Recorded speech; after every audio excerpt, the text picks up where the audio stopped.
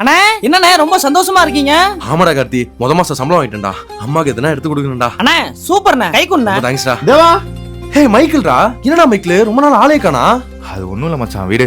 ஆமா, நீ என்ன ரொம்ப சந்தோஷமா இருக்க போல? அது ஒண்ணும் இல்லண்ணே, அண்ணன் முத மாசம் சம்பளம் வாங்கியிருக்காரு, அதான் ஹாப்பியா இருக்காரு. இதெல்லாம் ஒண்ணும் இல்ல, இருந்தாலும் ஒரு சந்தோஷம் இருக்குல்ல. விடுங்க, உங்க எல்லாத்துக்கு. மைக்கிள், யோ உனக்கு கொஞ்சம் கூட மனசாச்சு இல்ல? ஏன் போன் அடிச்சு எடுக்க மாட்டேன் நீ?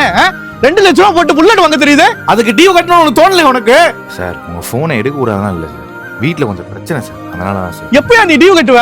நான் கட்டிடுறேன் சார். யோ 3 மாசமா டியூ கட்டாதவன் இப்ப எப்படி கட்ட போற? ஒழுங்க மாதிரி வண்டியை கொடு, நான் வண்டி எடுத்துட்டு போறேன். வண்டிக்கு டியூ மாதிரி கட்ட முடியல, இந்த புடிங்க வண்டி ஒரு கேடு. இருண்ணே, அவன் கட்டிடுவானே, சூழ்நிலை ஏதோ சரியில்லை, அதுக்கு என்ன வார்த்தையை விடுற? பா சும்மா இருப்பா, இவனை மாதிரி நிறைய பேர் இருக்கானுங்க, இவனை மாதிரி ஆளுங்கெல்லாம் இங்க வந்து பிடிச்சாதான் உண்டு. டிஓ மட்டும் எவ்வளோண்ணே? பெனால்ட்டியோட 17,000 ரூபாய். உன் ஜிபே நம்பர் சொன்ன. மச்சான், எதுக்குடா உன் சம்பள காசு எடுத்து கொடுக்குற எனக்காண்டி? டேய், பணமாடா முக்கியம், மரியாதை தான்டா முக்கியம். சென்ட் ஆயிடுச்சான்னு பாத்துக்கண்ணா. ஏய், அடுத்த ட்ரிப் நீ ஒழுங்கா டியூ கட்டல, உன் வீட்டுல வந்து மானத்தை வாங்கி போடுவேன். டேய் மச்சான், உன்னோட சிச்சுவேஷன் என்னன்னு எனக்கு தெரியலடா, இருந்தாலும் எனக்கு உனக்கு ஹெல்ப் பண்ணணும்னு தோணுச்சுடா. உனக்கு பணம் வரப்ப கொடு, சரியா?